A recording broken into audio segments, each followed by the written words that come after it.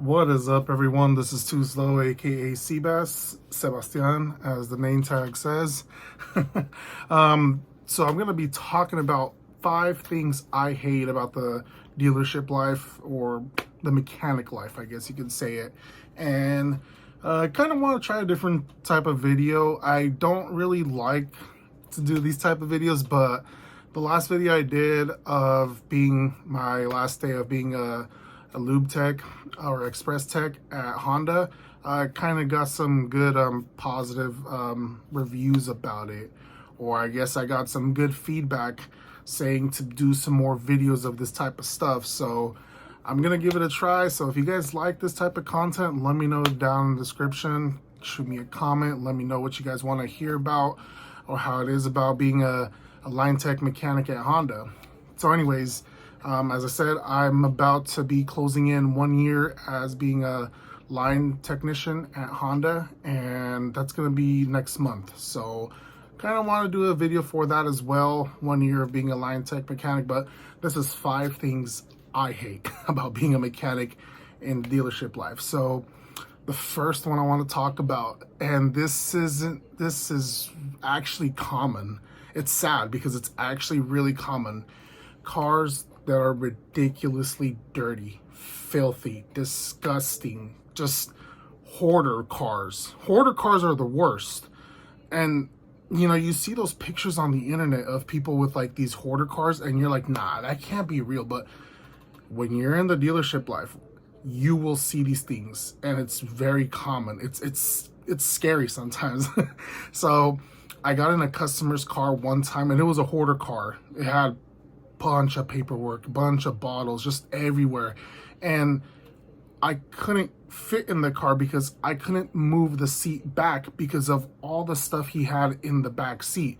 This was like, I guess, a short guy or something, I don't know, so he had the seat all the way forward. So I had to go tell my service advisor, like, hey, I can't fit in the car, I can't move the seat back, I can't bring it into the shop. So it's like, how do I do this? And they had to get a smaller technician to move the car into my stall and pretty much bring it back out, because I don't fit in there. I'm 6'3", 300 pounds. It's like, like that was just a crazy experience, just that. And there's these filthy cars. Like, I think I was doing a seatbelt recall on a CRV, the seatbelt buckle, and I don't know what it was. I think it was like a orange that got rotten, dried up. I don't know, but it turned gray. It looked like an orange, and it was all gray and like powdery. I had my gloves on, so like I was like, okay, like I was able to grab it, but I threw that shit back in. I was like, I am not touching that. That's probably some brujeria stuff, some witchcraft stuff. I don't know, guys. I threw that thing back in there. I didn't want to see it. And one time, I kid you not, I found eggs. I think they had forgotten these eggs from when they were doing grocery shopping. It was in an Odyssey, and so these eggs were all hot from the sun, and it's like, nah, these eggs are not good. And it's crazy. People will forget about things under their seat, and you're the one finding them. And these cars are just filthy. I don't like working in filthy cars. Like, I don't. So anyways, I could keep going on of these stories that I find, of stuff I find or see in cars, but it's just crazy. Like, that just says a lot how the person's house is, just the way their car. Your car represents the way your house is, honestly. Like, there's no doubt. If your car is dirty, most likely your house is going to be dirty. Anyways, next subject, or next topic I want to talk about. So I wrote down bogus car issues before warranty expire. A guy with movement on the steering rack Civic. Okay, I remember this one. So this is actually really common as well. People get freaked out when their warranty is about to expire, so they come into the dealership with like these bogus like explanations or bogus complaints. It's like, what are you talking about? And it's because they want to get something out of it, like oh, I got this part replaced before my warranty went up. And it's like you don't need this. You really don't. But anyways, I remember this one actually. It was a It was a guy in like a I want to say 2022 Civic. It was the 11th gen Civic, and he already had quite a bit of miles on it, because I guess he said that he drives from, I think he said from Livermore to Concord. I forgot. I think from Livermore to Pittsburgh. But anyways, he commutes every day, and he says that, look, I feel like he told me this. I feel like the steering rack moves on its own. And so I'm like, okay. And so I'm holding the steering wheel, like, what is it, the 3 to 9 o'clock? Is that what they call it? But anyways, I'm holding the steering wheel like this. And my boss at the time, he's not working there no more, but my boss at the time, he told me to go on a road test with him and see what he has to say. And so he wanted to drive the vehicle.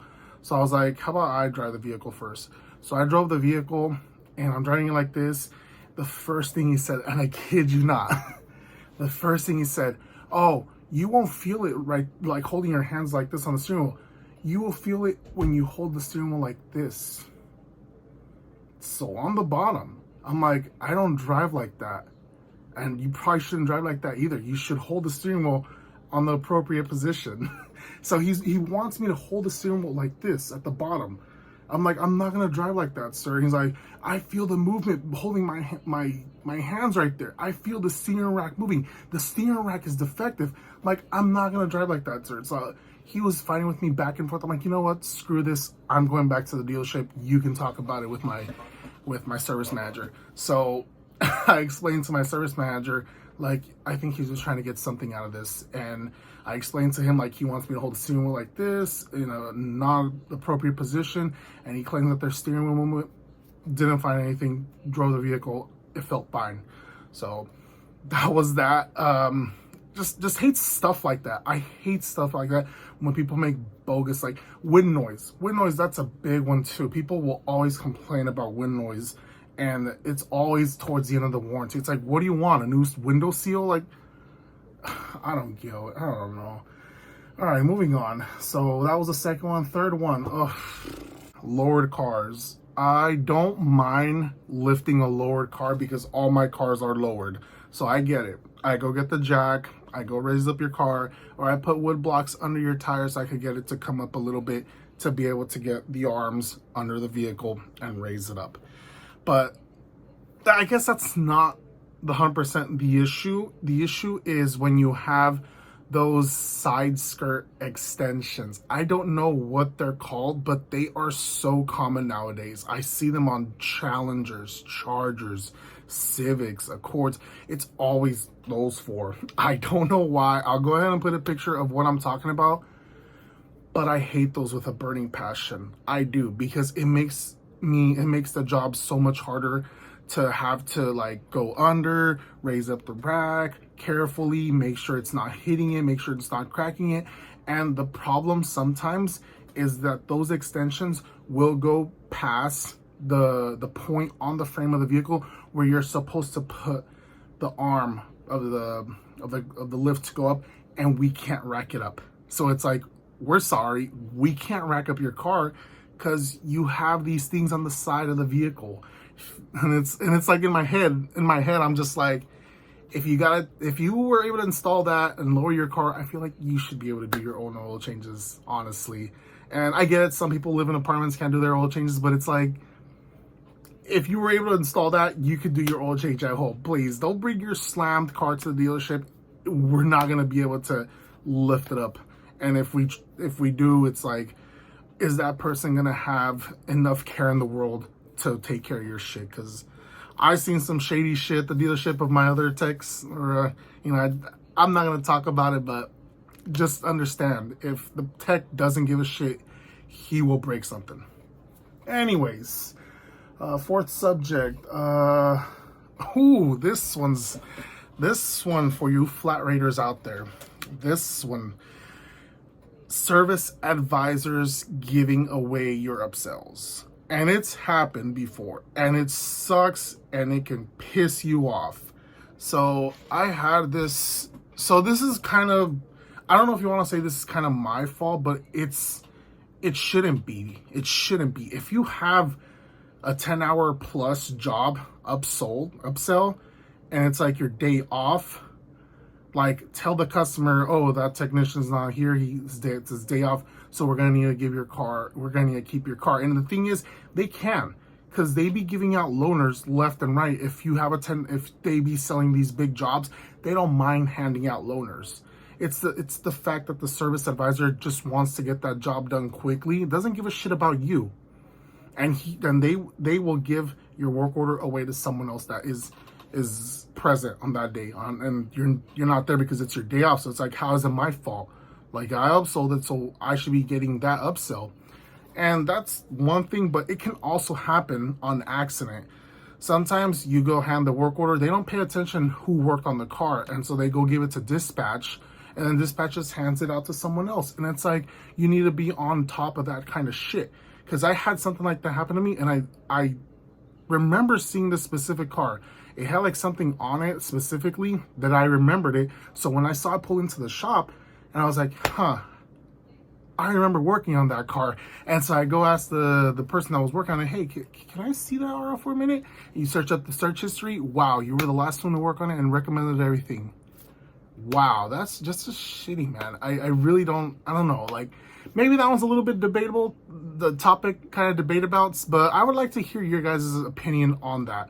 Should service advisors be able to hand out your work if you're not there, or it's an accident and they hand it off to dispatch, who dispatches it to someone else? Like, I don't think that's right. I don't think that's fair. Of course, hourly guys ain't gonna give a shit, but us flat rate line techs, we do. All right. 5. Ooh. Parts guys ordering the wrong part, and now you have to wait another day to finish the job.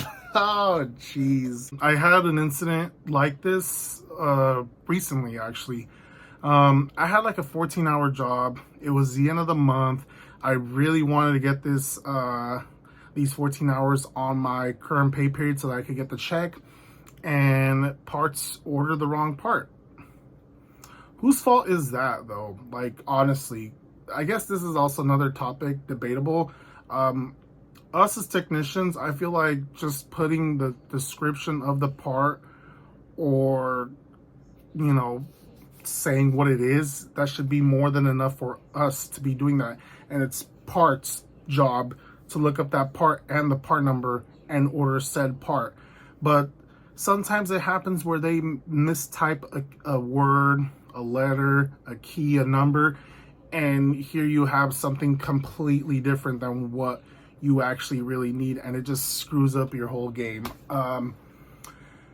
Yeah, I remember that day. I left early because I was like, okay, well, my part's not here, so what am I doing here? Like, everyone has a job. It's already midday. It was a slow day, so like there wasn't no more work for the rest of the day. So I'm just like, okay, well, at this point, I have nothing to do here, so I'm just gonna head home.